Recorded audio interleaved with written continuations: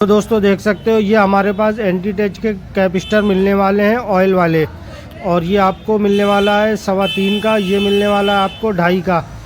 ये दो आपको अगर इनके रेट की बात करें हम तो ये आपको जो 3.25 वाला है ये सिर्फ आपको 26 रुपये का हमारे पास मिलने वाला है, और अगर 2.5 की बात करें प्राइस की तो ये आपको हमारे पास 24 रुपये का मिलने वाला है।